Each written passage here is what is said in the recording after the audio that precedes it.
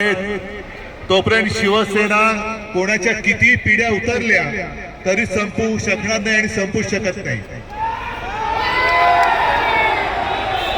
आज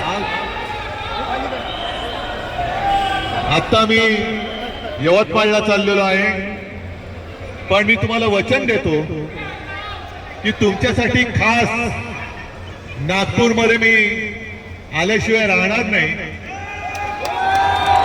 आणि आल्यानंतर मात्र एक व्यवस्थित शिवसैनिकांचा मेळावा घेऊ आणि नुसता मेळावाच नाही तर तुमच्यापैकी अनेक जण उपस्थित असतील।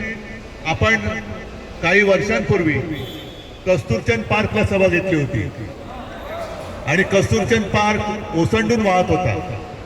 म्हणजे अनेकांनी मला सांगितलं होतं की तुमचं मैदान चुकलंय। म्हटलं आमचं मैदान कधीच चुकत नाही। आम्ही ज्या मैदानात उभं राहतो ते मैदान ओसंडून वाहतं।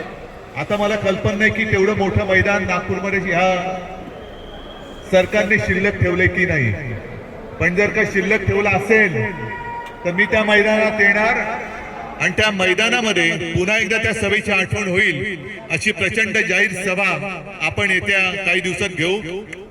पाऊस सुरू होतोय मला कल्पना आहे, पण पुढच्या महिन्यामध्ये किंवा किशोर सतीश तुमचा वेळ मी येतो आणि शिवसैनिकांचा एक प्रचंड मेळावा आपण घेऊया।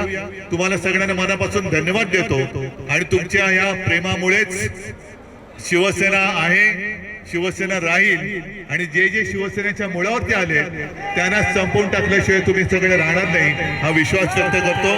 जय हिंद, जय महाराष्ट्र। आणि विदर्भाच्या लोकांना मग काय भेटणार? हिंदू संग्राम